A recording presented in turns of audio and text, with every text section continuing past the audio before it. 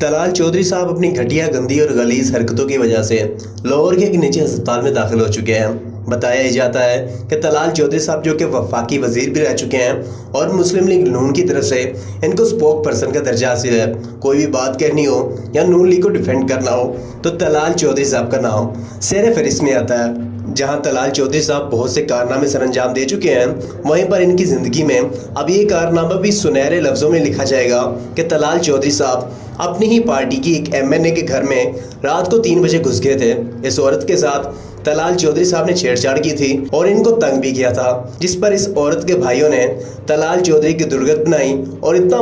مارا کہ ان کا ہاتھ، ان کا بازو تک توڑ دیا، اور یوں طلال چودھری صاحب بے ہوشی کی حالت میں ہسپتال لائے گئے۔ یہ واقعہ تو کافی زیادہ خبروں میں تھا ہی، اس کے ساتھ ساتھ اسرا بلجک نے، جن کا کہ پاکستان میں بہت زیادہ نام ہو چکا ہے، انہوں نے CCPO لاہور کو لعن طعن بھی کیا ہے اور اپنی ایک پوسٹ میں ان کو تنقید کا بھی نشانہ بنایا ہے۔ ناظرین کرام، آج کی اس ویڈیو میں آپ کو ان دونوں واقعات کے متعلق تفصیل کے ساتھ بتانے والا ہوں۔ ویڈیو شروع کرنے سے پہلے میرے آپ تمام لوگوں سے گزارش ہے کہ آپ اس ویڈیو کو آخر تک لازمی دیکھیے گا، کیونکہ اس ویڈیو میں ایسی باتیں بتانے والا ہوں آپ نہیں جانتے ہوں گے۔ تو میں آپ کا زیادہ وقت برباد نہیں کرتا اور ویڈیو کے مین مدعے کی طرف لے کر چلتا ہوں۔ طلال چودھری صاحب جو کہ اس وقت ہسپتال میں داخل ہیں اور کافی زیادہ زخم بھی ان کو آ چکے ہیں، ان کے بارے میں کہا یہ جا رہا ہے کہ اپنی ساتھی MNA کے ساتھ ان کا لو افیئر تھا اور اس افیئر کو کافی عرصہ بھی بیت چکا تھا۔ نون لیگ کی MNA صاحبہ اس تعلق کو ختم کرنا چاہتی تھی اور طلال چودھری کو اپنے سے دور کرنا چاہتی تھی، لیکن طلال چودھری صاحب اس بات پر بضد نظر آتے تھے کہ انہوں نے اس لڑکی کے ساتھ یا پھر اس عورت کے ساتھ تعلق رکھنا ہے۔ اس خاتون نے طلال چودھری کو بہت زیادہ اگنور بھی کیا، ان کو منع بھی کرتی رہی، لیکن طلال چودھری صاحب کہاں باز آنے والے تھے، کیونکہ ان کا تعلق نون لیگ سے ہے۔ طلال چودھری صاحب اپنی ساتھی کو منانے کے لیے ہر ممکن کوشش کر رہے تھے اور اسی کوشش کا نتیجہ یہ تھا کہ طلال چودھری صاحب رات کو 3 بجے اس کے گھر پہنچ گئے تھے، جس پر اس خاتون کے بھائی کافی زیادہ طیش میں آ گئے تھے اور انہوں نے طلال چودھری کی کافی درگت بھی بنا دی تھی۔ ناظرین کرام، طلال چودھری کو اس قدر مارا گیا تھا کہ ان کا ہاتھ اور ان کا بازو تک ٹوٹ گیا اور ان کے زخم کافی زیادہ گہرے ہیں۔ طلال چودھری صاحب پر جب تشدد ہو رہا تھا تو تشدد کی تاب نہ لاتے ہوئے طلال چودھری صاحب بے ہوش ہو گئے تھے اور بے ہوشی کی حالت میں ان کو لاہور کے ایک نجی ہسپتال میں داخل بھی کر دیا گیا ہے۔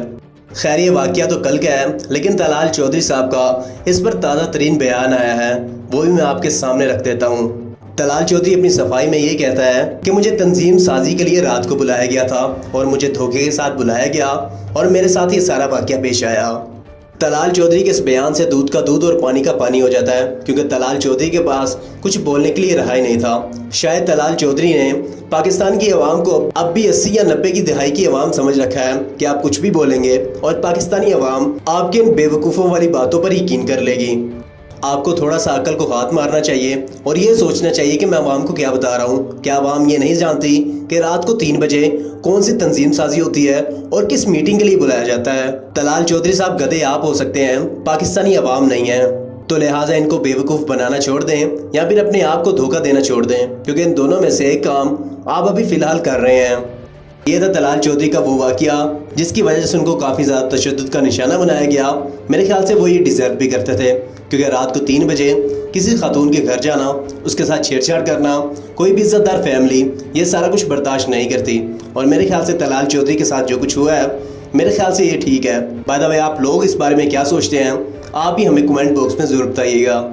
اب آتے ہیں دوسرے واقعے کی طرف، یعنی کہ اسرا بلجک کے بیان کی طرف۔ ناظرین کرام، اسرا بلجک جو کہ پاکستان ٹیلی ویژن پر دکھائے جانے والے